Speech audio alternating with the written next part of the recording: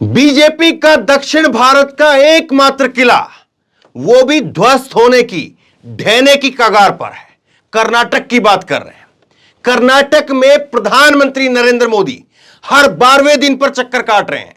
12 दिनों के अंदर, हर 12 दिनों के अंदर मोदी जी कर्नाटक के अंदर जा रहे हैं, लेकिन उसके बावजूद ढाक के 3 पात। और कैसे पूरा का पूरा दक्षिण भारत वो बीजेपी से एकदम नाराज, एकदम खिलाफ नजर आ रहा है। और इस बात की अब मोहर भी लग गई है। एक ओपिनियन पोल सर्वे भी सामने आया है, उसके नतीजे भी आप देख लीजिए। और फिर मैं आपको दिखाता हूं, फिर मैं आपको बताता हूं कैसे मोदी जी जनवरी से लेकर के अब तक 5 चक्कर काट चुके हैं, लेकिन कुछ नहीं होता हुआ नजर आ रहा है। देखिए आप, लोकपोल ने यह सर्वे किया है, ओपिनियन पोल इसमें डाला है, और इसमें कहा है कि opinion poll Karnataka election 2023 total seat 224, Congress के लिए 107 सीटें, कांग्रेस के लिए 107 सीटें, बीजेपी के लिए 92 सीटें, और जेडीएस की 19 सीटें और अदर्स की 6 सीटें।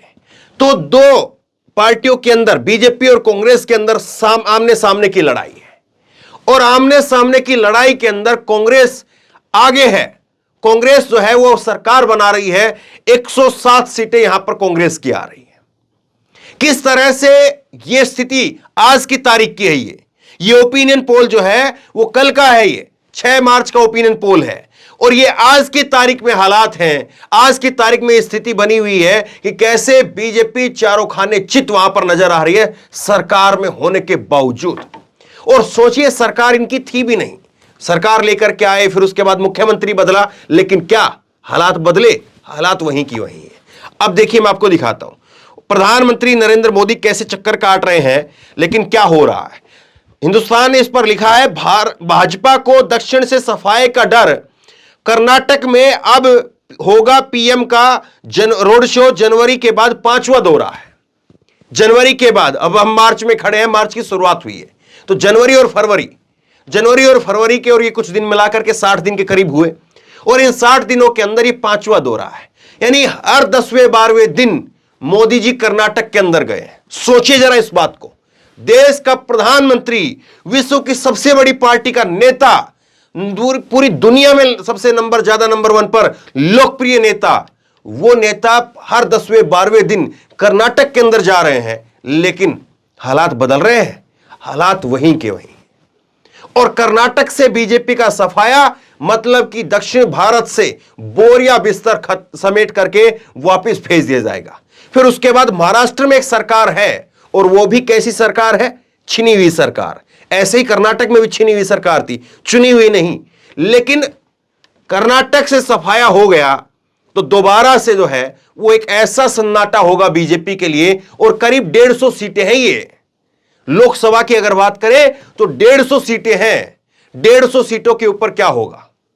150 सीटों में से कर्नाटक में अगर ये हालात हो गए तो कर्नाटक एकमात्र बीजेपी का गढ़ है। उसके बाद 100 सीटों पर लड़ी थी केरल के अंदर बीजेपी, 100 सीटों पर, और क्या रहा था? 0, खाता तक नहीं खुला बीजेपी का। तो केरल में 0, तमिलनाडु के अंदर कोई हालात नहीं है, डीएमके के साथ में मिलकर के चुनाव लड़ेंगे। लेकिन क्या स्थिति है आपके सामने है। मोदी जी जब भी जाते हैं, गो बैक मोदी नंबर 1 पर ट्रेंड करना होता है। और अब कर्नाटक में तो देखिए कैसे हालात है। मैं आपको आगे खबर दिखाता हूं। प्रधानमंत्री नरेंद्र मोदी एक बार फिर कर्नाटक की ओर रवाना हो रहे हैं। खास बात यह है कि जनवरी से लेकर के अब तक दक्षिण भारतीय राज्य में यह उनका 5वां दौरा होगा। भारतीय जनता पार्टी की तैयारी है मिशन दक्षिण। अब मिशन दक्षिण में एक ही राज्य है जहां पर अंगूठा पैर टिका सकते हैं, और यह भी नहीं रहेगा तो फिर देखिए कहां जाएंगे। दक्षिण भारत के मिशन दक्षिण के लिहाज से अहम है। दरअसल दक्षिण भारतीय राज्यों में सियासी राह की तलाश रही बीजेपी फिलहाल कर्नाटक में ही एकमात्र ठिकाना है। राज्य में 2023 के मध्य तक चुनाव होने हैं, तो मई 2023 के आसपास जो है चुनाव है। और फिर चुनाव के अंदर कैसे क्या कुछ रहेगा वो आपके सामने आ जाएगा। लेकिन जो स्थिति यहां पर दिख रही है, और मोदी जी वहां पर पहुंच रहे हैं, और केवल मोदी नहीं पहुंच रहे हैं, भाजपा के नंबर 2, भाजपा के चाणक्य अमित शाह, वो भी पहुंच रहे हैं। देखिए आप, पीएम ही नहीं, केंद्रीय गृह मंत्री अमित शाह भी राज्य के कई बार दौरा कर चुके हैं। संभावना यह है कि चुनाव से पहले भाजपा के कई दिग्गज यहां पहुंचेंगे। कर्नाटक में भाजपा की सीधी जंग कांग्रेस से मानी जा सकती है, लेकिन जनता दल सेकुलर की मौजूदगी चुनाव को त्रिकोणीय बना सकती है। साल 2018 में कांग्रेस और जेडीएस ने मिलकर के सरकार बनाई थी। बाद में भाजपा उस सरकार को ऑपरेशन लोटस के तहत लेकर के चली गई। ये लाइन नहीं लिखी है, लेकिन सोचिए जरा इस बात को। और कर्नाटक में इस बार कांग्रेस की जो तैयारी है, कांग्रेस का जो तरीका है वो कुछ अलग है। जब हम भारत यात्रा जब कांग्रेस की निकल रही थी, उस वक्त बतौर रिपोर्टर मैं वहां पर मौजूद था और ग्राउंड रिपोर्ट मैंने भी वहां पर जो है करीब 10-15 दिनों तक वहां पर रह करके कवर की। कर्नाटक के कई सारे जिलों से निकले। तो कर्नाटक में देखिए, अब आप कहेंगे कि साहब कहां बात कर रहे हो, बीजेपी ने देखिए अभी जुम्मा 4 दिन पहले जो है वो 3 राज्यों में कैसा प्रदर्शन किया है। 3 राज्य नहीं, केवल 2 राज्य हैं। 3 राज्यों में सरकार भले ही बना लेंगे, लेकिन तीसरे राज्य के अंदर केवल 2 सीटें मिली हैं। 2 सीटें मिली हैं और बाकी दूसरी सीटें जो है वो 26 सीटें एनपीपी के पास में है और एनपीपी से समर्थन ले लिया था और अब वहां पर कैसी जोड़ तोड़ चल रही है वो आपके सामने है। तो खैर, असम, त्रिपुरा के अंदर जो है वो बहुमत है, नागालैंड के अंदर वो बहुमत है, लेकिन आपको यह बात भी भूलनी नहीं चाहिए कि ये जो नॉर्थ ईस्ट के जितने भी राज्य हैं, ये सब के सब, जब कांग्रेस थी तो कांग्रेस के साथ में रहते थे, बीजेपी थी तो बीजेपी के साथ में रहते हैं। इनकी ये कुछ राज्यों की मेंटेलिटी होती है कि वो उसी तरह से वोट करते हैं। जैसे कि उत्तर प्रदेश और आप देखिए कि हरियाणा और आप बिहार खैर अब इस बार नहीं है, क्योंकि बिहार जातीय जनगणना को लेकर के नीतीश और लालू जब साथ में आए तो वहां से पैर उखड़े उखड़े से नजर आ रहे हैं। लेकिन हां, विपक्ष को अभी भी उत्तर प्रदेश में बहुत ज्यादा कोई फायदा नहीं है। अगर कोई बहुत ज्यादा फायदा होगा तो अभी भी आज की तारीख में भी अगर चुनाव होते हैं तो 20, 25 या 30 सीटें हद से हद, उससे ज्यादा नहीं। अभी भी 50-60 सीटों के ऊपर उत्तर प्रदेश में भाजपा है। तो कई राज्यों का और लोगों का जो है मूड होता है और उस मूड के हिसाब से जो है वो चुनाव में रुझान दिखते हैं। उसी तरह से नॉर्थ ईस्ट का मूड जो है वो कुछ अलग है और कर्नाटक में, दक्षिण भारत के अंदर जो मूड है वो अलग है। वहां पर मंदिर की राजनीति पर अगर बात करेंगे आप तो शिफर है, शून्य है। आप बात करेंगे राम मंदिर बन गया ये वो, तो शून्य है, क्योंकि वहां पर उनके अपने खुद के बड़े बड़े मंदिर हैं, आलीशान भव्य मंदिर हैं और प्राचीन से प्राचीन मंदिर हैं। तो मंदिर की राजनीति वहां पर चलती नहीं है, मंदिर की राजनीति नहीं चलती है। और फिर वो जो हिंदुत्व वाली बात है, नॉनवेज वाली बात, वो भी नहीं चलती है। तो कई सारे समीकरण ऐसे हैं कि वहां पर जो बीजेपी की दाल है वो गलती नहीं है और इसीलिए जो है खाता नहीं खुला केरल के अंदर। मोदी जी गए, रैली की, सब कुछ कहा, सब कुछ किया, लेकिन 0, शून्य सीट।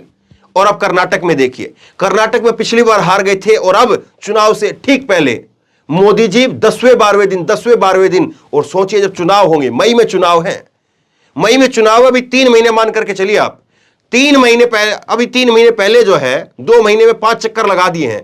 तो सोच करके देखिए 3 महीने और जो बाकी हैं उसमें कितने चक्कर लगेंगे? 15 चक्कर लगेंगे। 15 चक्कर लगेंगे। मोदी जी हर चौथे 5वें दिन उधर पहुंचने लग जाएंगे। आज 10वें-12वें दिन जा रहे हैं मोदी जी, चौथे 5वें दिन दिल्ली से, और कर्नाटक, दिल्ली से बेंगलुरु की सीधी फ्लाइट चलेगी मोदी जी की, सीधा हवाई जहाज उड़ेगा मोदी जी का प्राइवेट जेट अपना, और वो सीधा बेंगलुरु में लैंड करेगा। तो ये जो है स्थिति बीजेपी के लिए वाकई जो है वो ऐसे संकेत पैदा कर रही है कि बीजेपी के सामने खुद एक बड़ी चुनौती बन गई है। तो बहरहाल जो संकेत निकल करके सामने आ रहे हैं, जो सर्वे निकल करके सामने आ रहे हैं, और मोदी जी की जो लगातार दौरे पर दौरे हो रहे हैं, वो अपने आप में बहुत कुछ कह रहे हैं। आप क्या समझे, आप क्या सोचते हैं, आप क्या मानते हैं? नीचे कमेंट बॉक्स में लिख करके अपनी राय मुझे जरूर दीजिए। इस वीडियो को खूब शेयर कीजिए और इसी तरह तमाम खबरों के लिए ऑनलाइन न्यूज़ इंडेक्स सब्सक्राइब कीजिए। साथ में जो बेल आइकन है घंटे, उसको जरूर दबाइए, ताकि जैसे ही कोई खबर अपलोड करें उसकी नोटिफिकेशन सीधे सबसे पहले आपको मिल सके। धन्यवाद। इस खबर को अभी लाइक करें, शेयर करें, अभी चैनल को सब्सक्राइब करें और घंटी जरूर दबाएं।